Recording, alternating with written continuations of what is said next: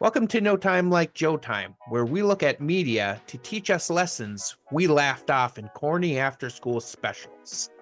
I'm your host, Joe Johnson, and if you're like me, I've watched a lot of media, and now I tend to use it as a way to convey stories and relate to reality. It turns out that not only can media entertain us, but it can also make us think. Think about it. Each week, I have a new co-host to help me analyze the videos with me. This week, I'm very excited to have a friend of mine who I've known for a very long time. 3 days. Wait, 30 years plus 3 days. So please welcome Steve DeYoung. Yeah, 30 years. 30 years, but 30 years. So anyway, how you doing? Yeah, I'm doing pretty good. How are you? I'm doing all right. Doing good. How's the podcast been going? Yeah, so far it's going pretty good. Last time I did the episode with Jacob, and I really think actually that went really well. Yeah, I'm excited for it. Yeah, Definitely. thanks. Yeah, you're doing this one and you're doing your other podcast too. Yeah, yep, it is. I am. And it's two voices, one story is my other one. And it's been manageable. Just have to make sure I plan things out in advance. Editing can sometimes be time consuming, but I feel like I got it under control. Yeah, I know about the editing stuff. It's rough. Yeah, And definitely. doing that, and you got a new job too. Yeah, yep, and that's been going really well.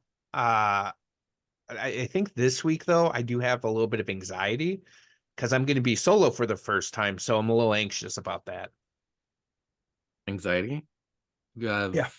making you anxious. Hmm. Maybe I'm talking a bit too fast for you then, because of your anxiety. Uh, you need me to speak more slowly? What are you doing? No, I'm good. Whoa, chill out, man. Take it easy. I am taking it easy. Why are you suddenly getting so weird? Joe, are you having a panic attack? Is this what a panic attack looks like? Okay, dude, seriously, knock it off. I'm fine. All right. I think you need to calm down. I'm gonna log off. Why don't you have some milk and cookies and then just like text me when you feel better? All right. Uh, Rachel, do we have milk and cookies?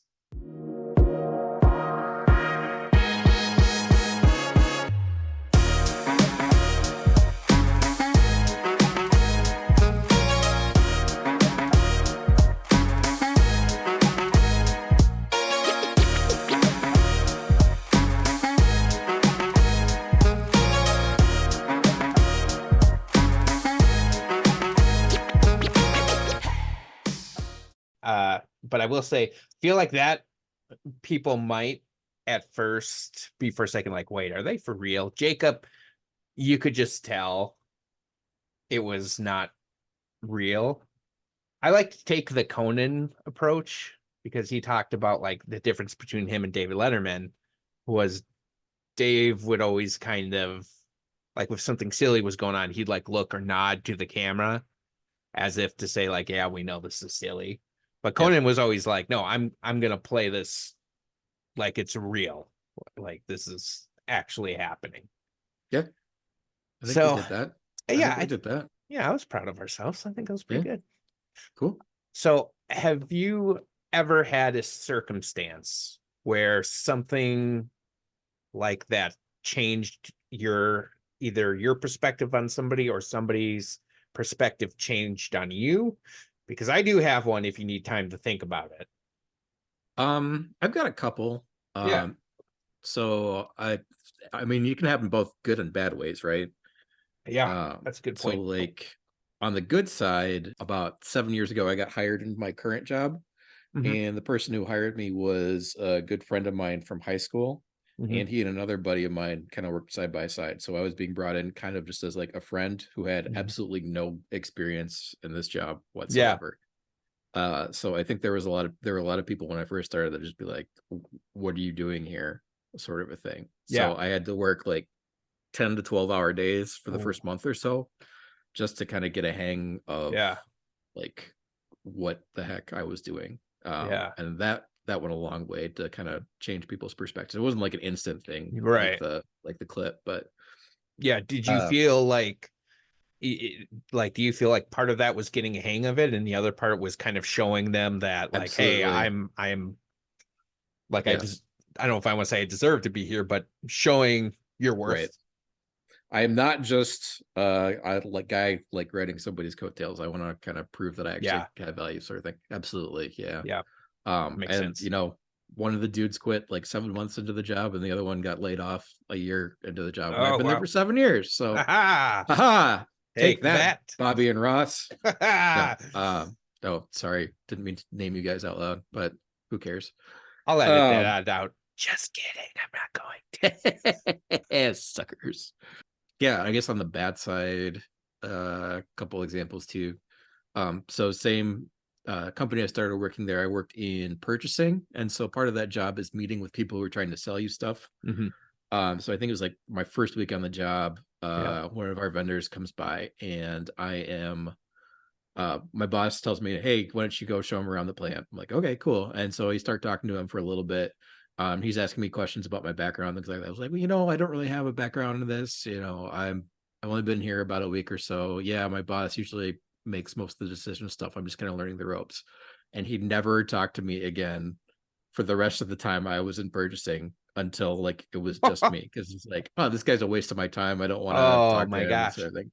So he was super excited to talk to me in the beginning, and then he found out I had no power whatsoever. Then he's like, whatever. Oh I don't my need this goodness. Just guy. just lose. So do you think it was it that like you were not somebody in authority? Yeah, So he was yeah, like playing the game, so yeah, to speak? totally. Okay. Yeah. I didn't know if it was that or it was like, oh, you don't have the experience. Yeah, I always like taking things from 0 to 100. Like instead of just being like, hey, you did a good job showing me around, I'd be like, that was the greatest tour I've ever had in my life.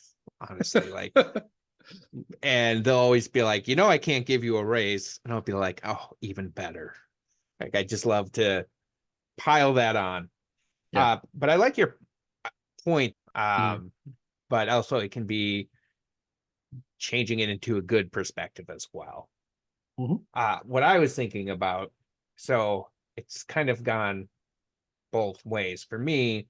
Like when I first started having mental health stuff, I was first diagnosed with severe depression, anxiety, and a couple other really fun ones, seasonal affective disorder, change disorder, stuff I think we kind of all have a little bit of. And I Mhm. remember one of my day treatments, um, like one of my first days was somebody's like last day, and they had bipolar. And like I was talking to him, and I'm like, oh, this guy seems pretty cool. And then when I found that out, I was like, oh, okay, be careful. And because I didn't know a lot about bipolar, and I Mhm. just kind of thought it was like, you're really unpredictable, really out of control. He's gonna jump at you with a knife in Yeah, 10 seconds. Yeah. right. So I was a little like, ugh. And then I was diagnosed with bipolar, and I like my perspective on myself changed because I went from like, okay, I can manage all this stuff to like, well, can I manage bipolar? I don't know. Mhm. But I think kind of to your first point, I think one of the best reactions I ever had to bipolar is I went to a boss because I'm pretty open with my boss about stuff. My boss is, if I feel they're receptive to it, of course. And I was like, hey, I found out I got diagnosed with bipolar. I'm gonna have to get on medicine. I'm just nervous, like what that's gonna look like. He didn't say anything right away. I was like, oh, okay, thanks.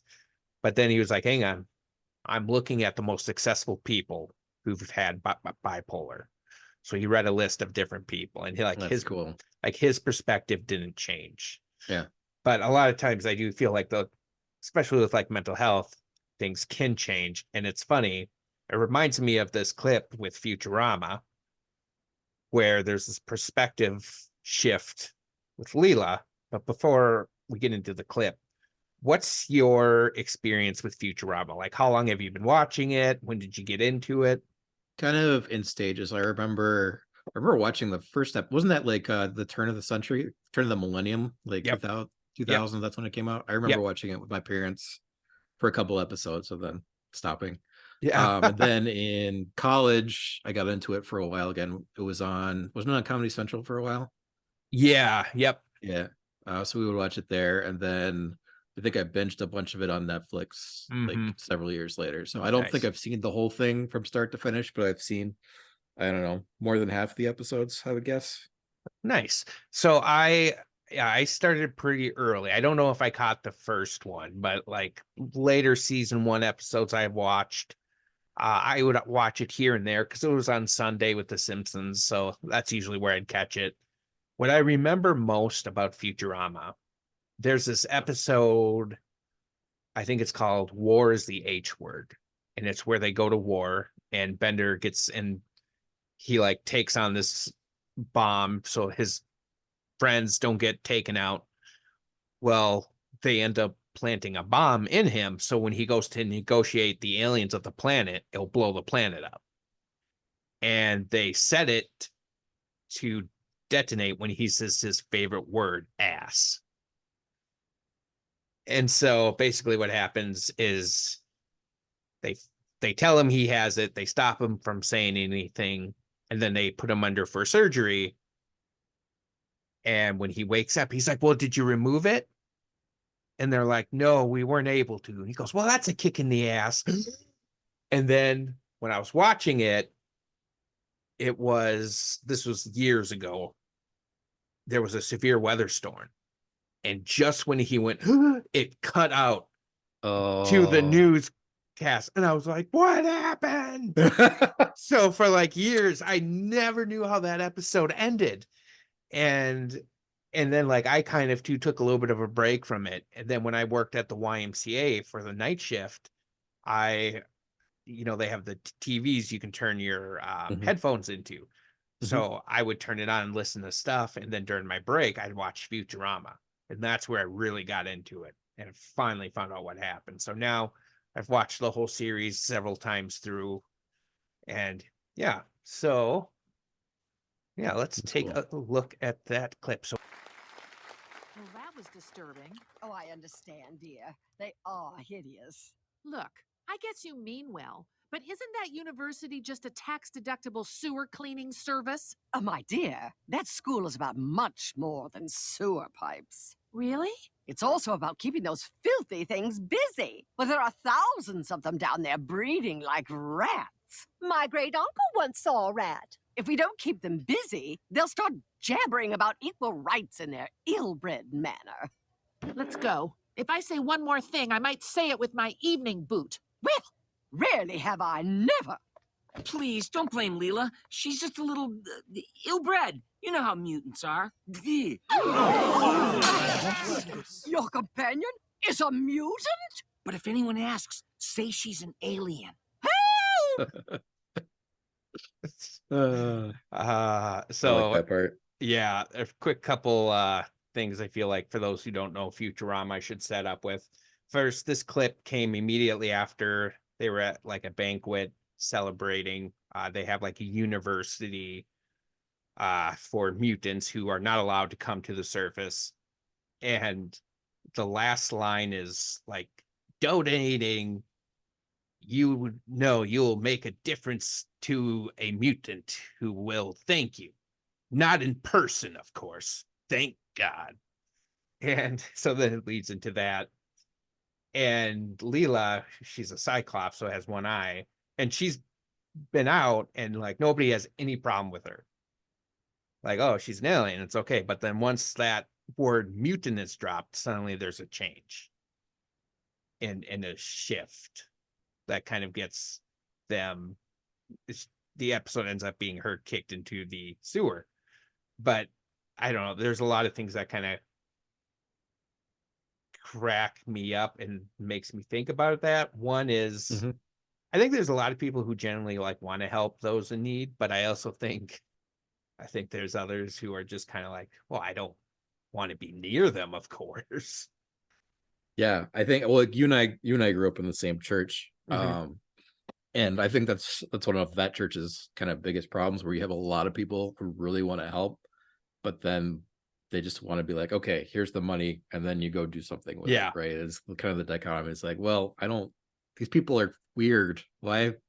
I'm uncomfortable. Stay away Yeah. from me, sort of Yeah. a thing. Right. Exactly. And I, kind of speaking of that, I think one of the funniest paradigm shifts I saw, well, I was like, what the heck, was when years ago, I was a youth leader and I had some of my cousins helping me out.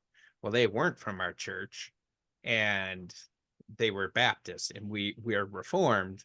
And so she was sitting in the back with the kids and the kids loved talking to her. And they were kind of talking about what church she went to.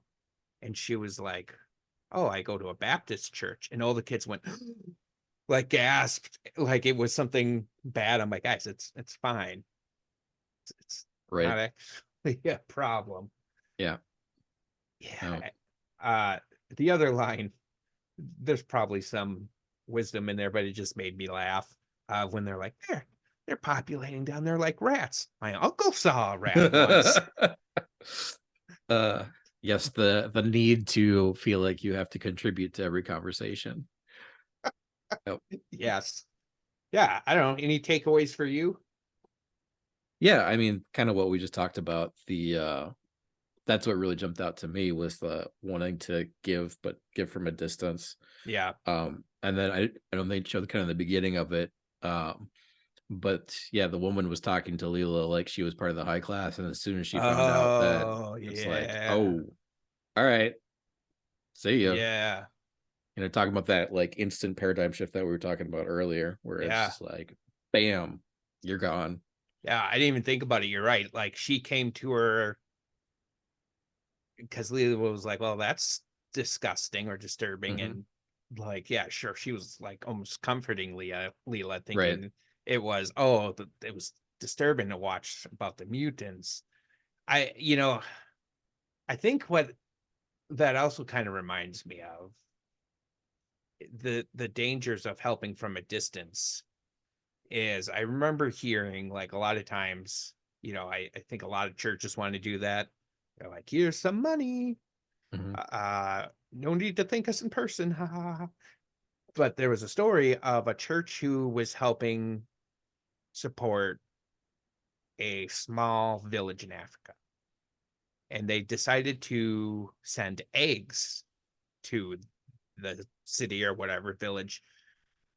But there was a guy there who had a small chicken business where he would sell Mhm. eggs. And there was definitely, I mean, it was definitely in high demand, but he was making money. The town was getting economy from it. But then church sends all these eggs. Well, they're not buying it from him anymore because they don't need it from anymore. So he has to sell his chickens, and then the church stops sending the eggs, and now they don't have that business, and now they're worse off Yeah. than what they first started. Yeah. I think of too of like, we send out like mission groups and things like that for like a week-long project or something like that. And a lot of times the students are like, yeah, we're super helping. And you got labor from high school students. Like a lot of times Yeah. you're causing more damage than you're actually helping Oh, with these kids. And yeah. getting the feeling of like, yeah, we did something is not really what you should be looking for those trips. It's more about, you know, connecting with people, like Yeah. understanding that everybody has a different place that they're coming from, right? Just kind of exposing people to different aspects of different people's lives, which I think Yeah. is something not just churches, but something that we all struggle with, Yeah. especially with technology. It's easy for us to like, we're not together in person, we're doing this Right. remotely. Now again, that's because I found out you're bipolar and I don't want you stabbing me with a knife in 15 seconds. But it's Yeah. easier to be able to just shut things off that are different from us. And so Yeah. that's more and more of a problem, I think. Yeah, As we get agreed. to it. Yeah, and I think like the episode kind of does go through like the mutants revolt, and there ends up being a conversation. But yeah, I mean, again, coming back to this, not to beat a dead horse, but it is so funny that they're totally fine with Leela. Like, you're fine, you've got one eye, you're an alien, but mutant, like mutant alien, like it doesn't change who she is. They're just labels. Right.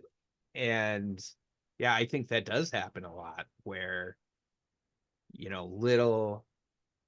the slightest thing will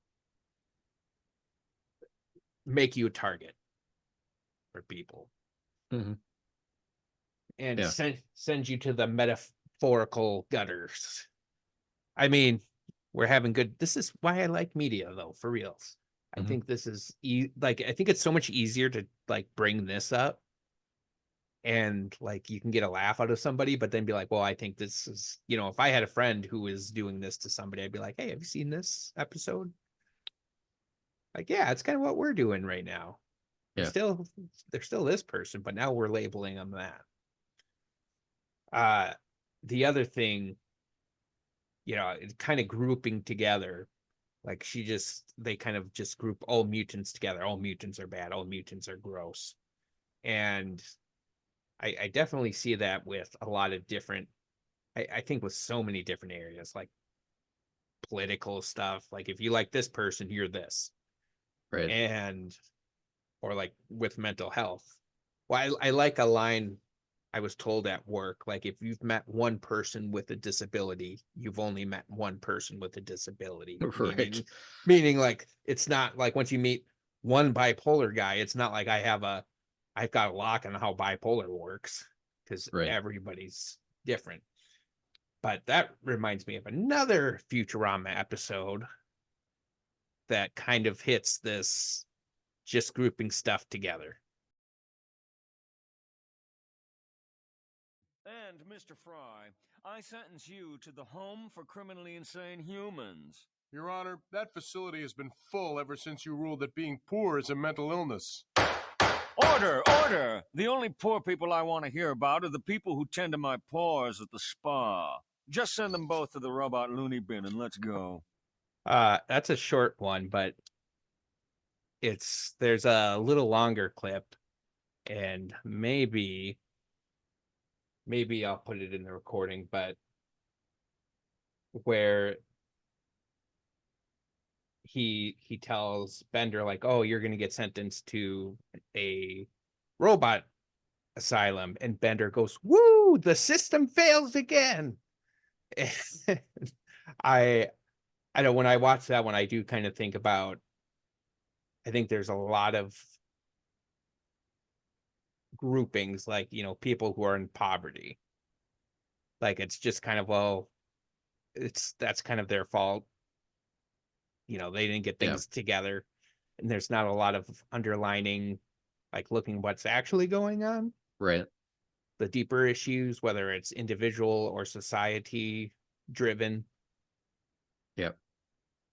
Yeah. People just don't seem to care. It's like, well, I'm fine. So these people obviously should be able to become fine themselves. And a lot of Yeah. times you don't think about like, well, how did you get to be fine? Right. Was it Yeah. because you come from like a steady family and who love you and care for you and you had these opportunities to get jobs because you knew people or things like that? Like I know for me, I think every single job I've gotten is because I knew somebody. I feel like Yeah.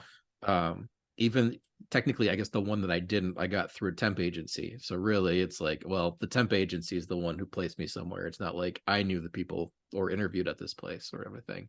Yeah. But like when I worked at Medtronic, I knew somebody there who got me the interview. When I worked at the next place, it was my old boss from a previous company that hired me. Where I'm working now, it's my buddy from high school who hired me. So like, And it can be easy, like that judge who's like, I only want the only poor I want to hear about is the people who tend to my pores and my skin. Like you can be so far removed. mhm, Like, and I think I've seen that occasionally, like people just being so confused, like why do they have a hard time going to work? right. Well, Yeah. because they're struggling with depression. Well, why don't, like, it's just like, what? I mean, being somebody who's worked on getting a lot of mental health appointments, when I first went to go see a psychiatrist, uh, the waiting time was like 6 months.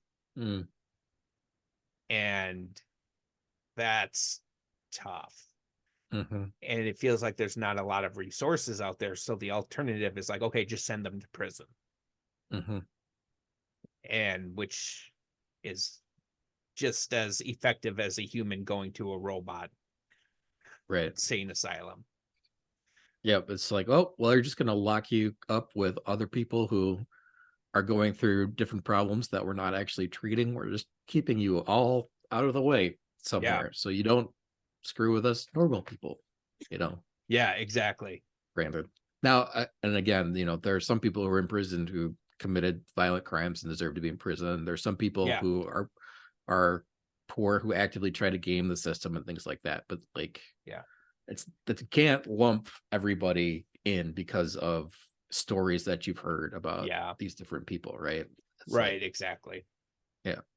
Oh, I mean, that's where the relationship aspect is. Once you start getting to know some of these people who are going through mental health or struggling to be able to pay, you know, trying to figure out, okay, why, what's the reason, you know, and then you can come alongside them and kind of encourage them. I don't know. Right, exactly. No, I think that's kind of almost the slight jab they're making in both these clips of just this generic societal, like, yep, you're muted, therefore bad. You're poor, you're going to jail. And not really thinking through what's going on. Right. And you kind of touched on this, I think, a little bit, but I think sometimes it's almost easier to have that kind of mind track. So you don't have to. It's easier when things are black and white. But when you really wrestle with it, it's usually not so black and white. Right. Yeah, there's a lot of gray out there for sure. You know, and you think of like political parties too. You know, if you're a Democrat, you have to believe X, Y, Z. And if you're a Republican, you have to believe A, B, C. And there's no room, especially the way things are going, there's no room for crossover whatsoever. And it keeps pushing people away and away, so much so that they continue to not want to get to know each other. They want to continue to distance themselves because it's easier for them to think what they think rather than confront the fact that they might be wrong. You know, being wrong sucks. Yeah, totally. I think that makes sense. And I think, you know, like art is often a reflection of us. And there's probably a lot of clips I could have pulled out just like this. Like one that just quickly comes to mind, same scenario, Homer. This was actually pretty ahead of its time because it was in the 90s. Homer meets this guy who's gay, doesn't realize he's gay, and becomes best buds with him. But the second he finds out the guy's gay, he's just like, nope, stay out of my house. You can't talk to my kids. You know, got to stay. And it's like, well, the guy hasn't changed. He's still this sweet guy who's, you know, helpful. And Homer comes around when the guy saves his life. And at the end, the gay guy goes, now, if only every other homosexual could save your life, we'd be set. And Homer's like, damn right. I was watching a TV show called Atlanta. Childish Gambino, Donald Glover, right? Yep. Donald Glover? Danny Glover? Danny. One of those two. I think Donald's the younger one, Danny's the older one. Yeah. Whatever. Editing Joe will edit this in. Yeah. Sure. Thanks, Editing Joe. I appreciate you. Best. It's you know, Troy from Community, whatever. Yeah. Anyway, so they have an episode where the main rapper is in trouble because he used a gay slur in one of his songs. So as like a PR stunt, he goes on this like public access programming that like goes in depth about, oh, why do you do this? It must be some societal background thing that's making you cause the slur. And they interview as an aside, they interview a black guy who thinks he's like a 50-year-old white man. And like they're just kind of showing documentary of like, oh yeah, this is what I do. You know, I like to drink my prune juice and I like to do all these things. And I feel like I'm being persecuted, but I really am a 50-year-old white man. And it's like a 20-year-old black dude, right? Oh my gosh. And so then they bring everybody together and like, yeah, you feel persecuted about this. Like, yeah, I definitely do. So kind of like, you know, how homosexuals who is like, nah, man, homosexuality is bad. You don't want that. Like, well, you're being persecuted for this. Don't you feel like the same thing? Nah, man, that's Yeah. messed up. You know, that Yeah. sort of thing. I thought it was funny. Like everybody's got their own thing, but even people who are like, you know, everybody's got their own views on different people, even if you think that they have their own views. Yeah. But Yeah, no, that's a good one. So I have 3 questions I ask every co-host at the end of the episode. I'll let you answer, then I answer, we go through. So the first question is, which clip did you think was funniest? I thought the first clip was funniest. Yeah. I think the shh, but don't tell her that don't tell anybody that she's Yeah. A mutant. And then what was that one lady that interjected that we were talking about earlier? I can't remember whatever comment she made. Oh, my uncle saw a rat once. That's the one. Yeah. I think that kind of Yeah. was more funny. The other one was more like dark humor funny. I feel Yeah, like. I agree. Yeah, I think if I would have watched more of the second clip, that maybe would have got it, but I agree. I think the first one was a little funnier for me, and yeah, just because I mean, yeah, just the little subtleties in it, and there's a lot of setup in there of like, oh, I agree, that is horrible. Like, it's more than just the university; it's also to keep them down there. Like, Right. Next one, which clip did you take the most out of, like, pulling more information from and like finding valuable lessons? Again, I probably lean towards, well, let's see. So if we're talking about like the full clip of the first one, where we're going from that little snippet that you talked about, where it's like, give money to help these people, but don't do it in person, sort of a Yeah. thing. I think that's probably the biggest like line I took out from that one, where it's like, Yeah. yeah, we're gonna help these people, like, but we're only helping them to help us, and we're doing it from a distance, sort Yeah. of a thing. Right. Well, I think that's that's the line in it. Isn't this just a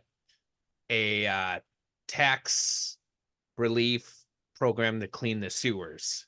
Right. Yeah,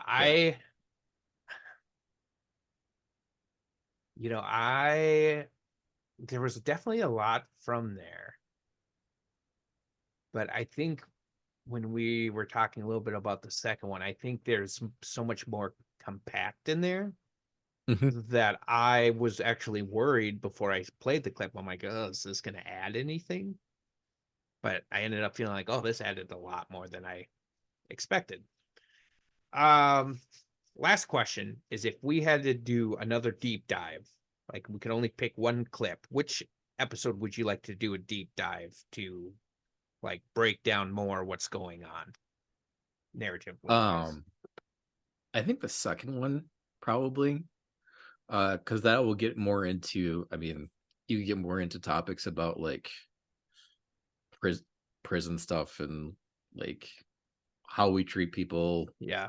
what we do with people as a society, and how we are over. I guess there's two different aspects, right? One is we're chucking them into like a prison. The other one is we're just chucking them down, out of sight, out of mind, sort of a thing. So I guess they're both kind of valuable, but I think the second one, might get a little bit more discussion, because you probably see more of the two sides interacting with each other.